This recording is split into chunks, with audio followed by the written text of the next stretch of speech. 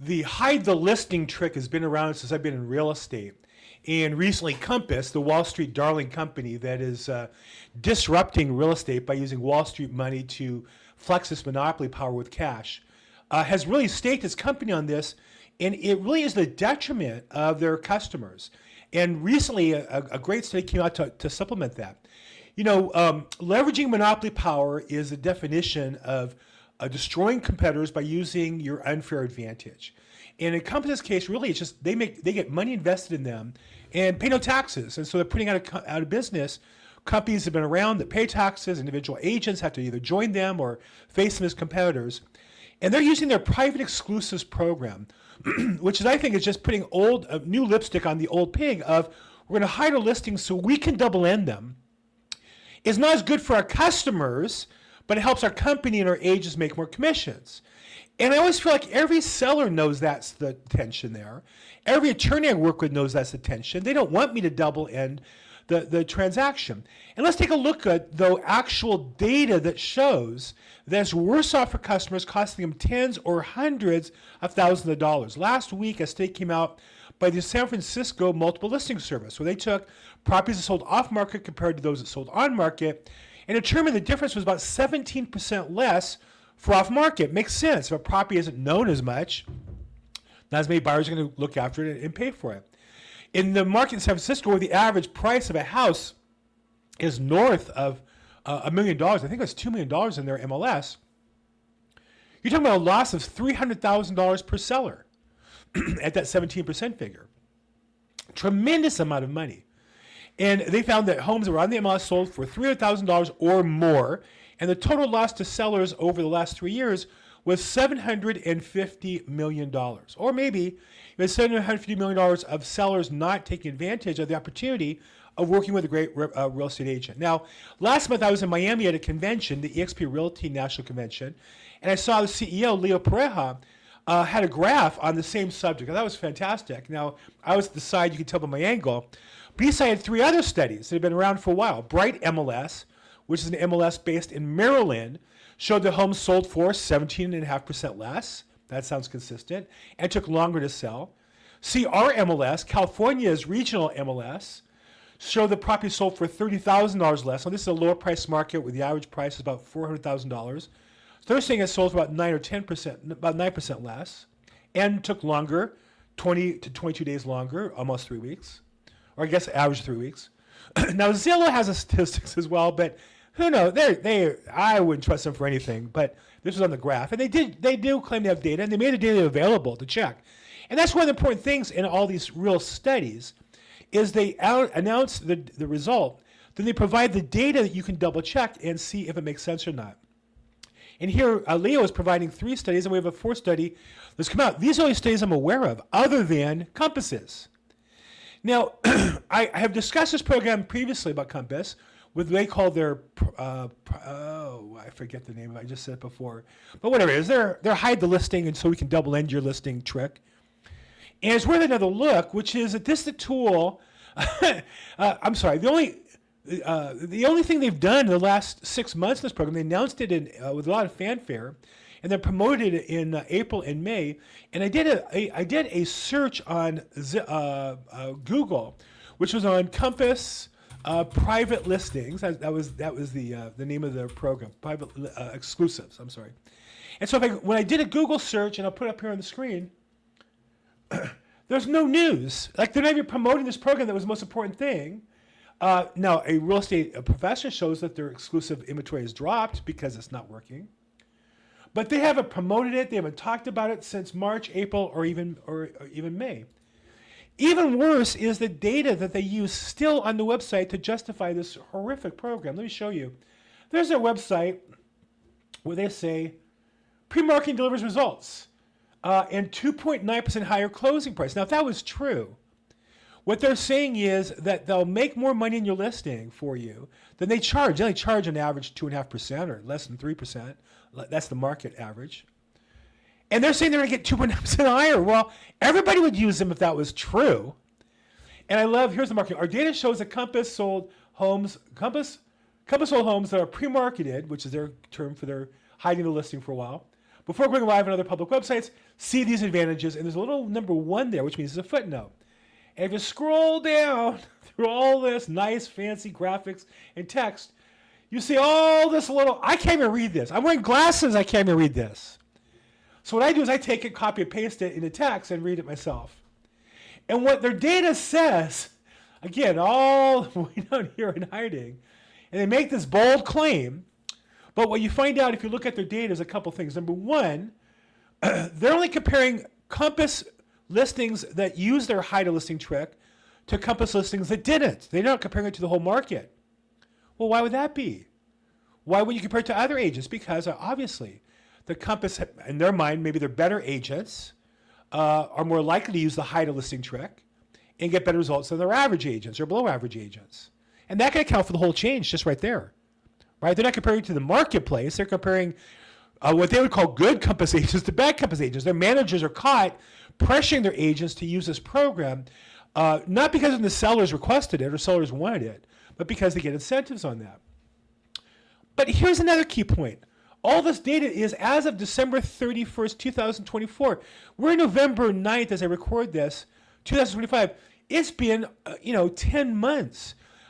You would think that they would be updating this regularly to show you the advantage, the certainty, the validity of their claim. They don't. One thing I've learned is if people don't make the argument, it's because they know that they're wrong or have no basis to defend it. And so here we have a case with Compass, I think, making this data.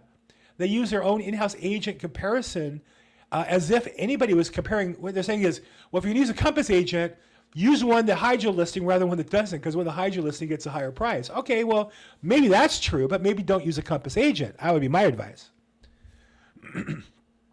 And then, of course, because they have to say, the results are based on current data methodologies, which means a year ago now, over a year ago, because the data ended December 31st, started before that. And correlation doesn't equal causation. What they're saying is their data doesn't mean it's true. It just is interesting data that they try to use to prove some point that they're trying to make.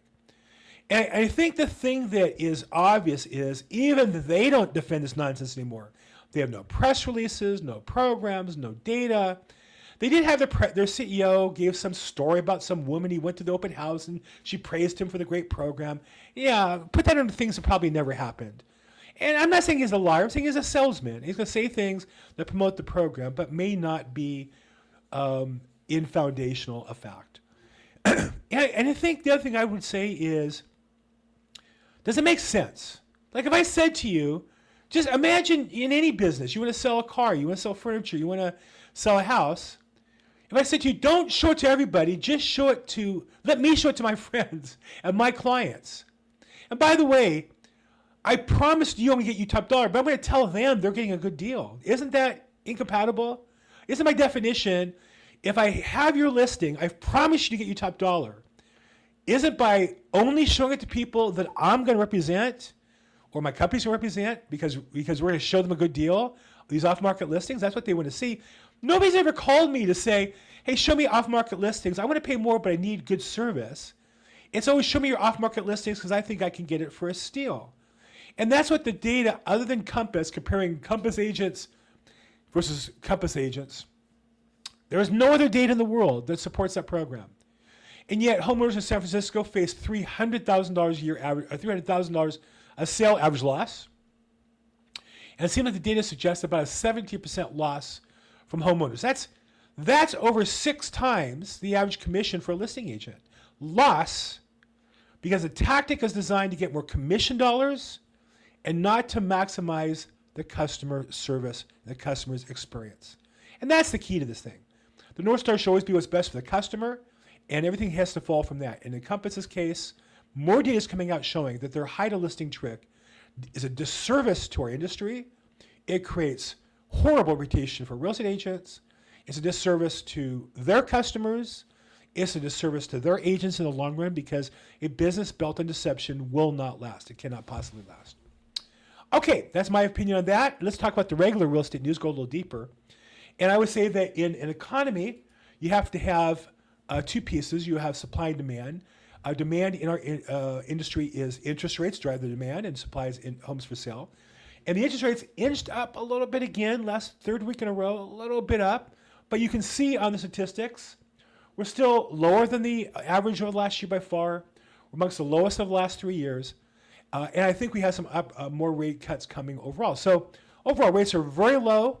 And with these rates, we have more buyers. I have more activity in my open houses this weekend. I got reports already. So these rates are definitely helpful for buyers and can only get better if rates continue to drop. Inventory remains at historic lows. If I show you this chart, it's higher than all the COVID years, but inventory is lower than any year other than COVID still. With more people, we have less sales and less homes for sale. And that is why home prices cannot drop. They can't go down because there are not enough home sellers who would be desperate to sell. And it's going to limit people buying property. Now, real estate is local. If you look in Los Angeles, our market has gotten soft again. I used the Altos research, and this was 35, 36 last month, and now it's down to 33. 30 is a balanced market according to this standard. I would say that we're already past the balanced market, that we're in a buyer's market. I think all metrics, we all in the industry use a 6 month as normal inventory, and I would suggest that's too high. It should be 3 months, which should be average. But either way, there's no question the market has been moving more towards buyers with lower rates and with home prices stabilizing, dropping in some markets in some areas, still rising overall on average nationally. But the market definitely is moving in the direction of buyers and is a great opportunity for people to buy property. Okay, let's take a look at the local news. Hey, good news in LA. Our mayor says homelessness is no longer an emergency. It's only a crisis. And so what does that mean?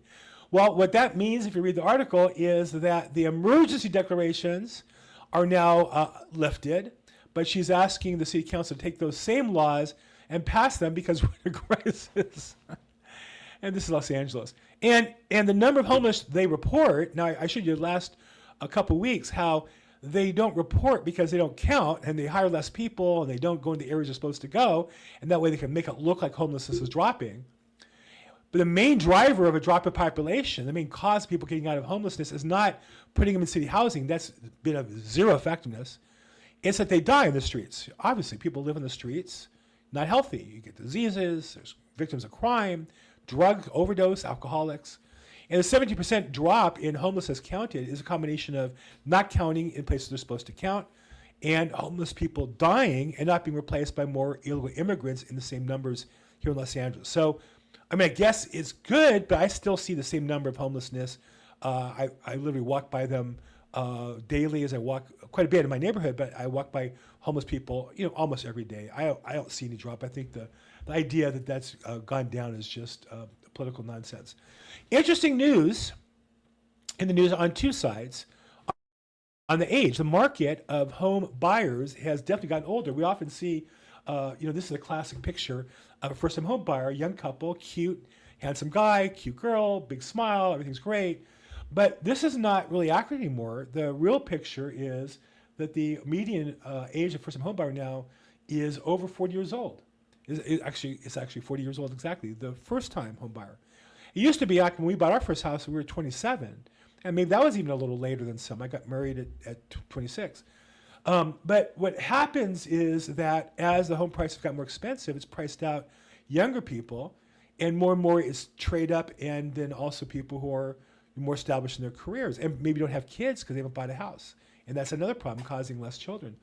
On the flip side, the average home buyer, now that was the first-time home buyer, the average home buyer is now 56 years, which means that maybe they buy a house and they're trading up to a bigger house. And we know that older people, I guess like me, aren't selling homes. We want to age in place and live in our home longer, which is tying up inventory if we look at it as a negative. But the average home buyer is 56 years old. So again, a lot of the marketing we do is to young people and to Gen X's and Gen Z, when in reality the market is dominated by people who are 40 years and up, and the average home buyer, the average is 56. That tells you half are above and half are below. So that tells you, I don't think that's a good sign for our economy. I don't think it's a good sign for the real estate market, but we have to be aware of it. In news that it doesn't really seem like news, it seems obvious, Zillow accused of using kickbacks to boost mortgage business. Now, when Zillow went in the mortgage business, Unlike real estate, where they initially did have a technological advantage, they created this estimate, their estimate, which used to be very accurate. Nowadays, it's just a marketing gimmick. But now they decide, well, what they want to do is, since they've captured buyers' data, name, address, phone number, email, and sell that to realtors, they can also sell it to mortgage people, or they can force their realtors to let them do it, and they can create a mortgage company that's so bad it would never exist, but for being on Zillow, but for getting your data when you don't really suspect it. And so there's a lawsuit that a realtor had. They were forced to push clients to Zillow because Zillow gave them certain breaks, the accusation is, based on their being a member of the Zillow Premier program and getting leads and all that nonsense. And again, I think that when a company is built based on financial power, destroying the competition, and just technological progress, one of the things I've learned is that companies who only seek to excel on technology do not want to take care of customers one at a time. They're okay with like a 95% success rate, and if 5% of customers are horrified with the service, they'll make billions of dollars. Whereas in my business, I can't afford to have 1 in 20 customers, 1 in 10, 1 in 100 customers unhappy, because they would destroy my business. My reputation would be destroyed. For Zillow, their reputation is overwhelmed with all the advertising they buy. And in this case, they're being sued by all kinds of people. In this case, now by people who feel they're using their power for mortgages. Hey, good news in Los Angeles. Really, I'm not being sarcastic this time. It really is good news. We're getting data centers. One of the largest data center companies in the country, Digital Realty, is planning a new facility here in the Southern California area. And if you follow the business news, you can see these data centers are a critical piece of infrastructure, building, really exciting technology changes and opportunities. And you might think a city like Los Angeles doesn't have the big open expanses and doesn't have maybe the water and the power, but we do have sunshine.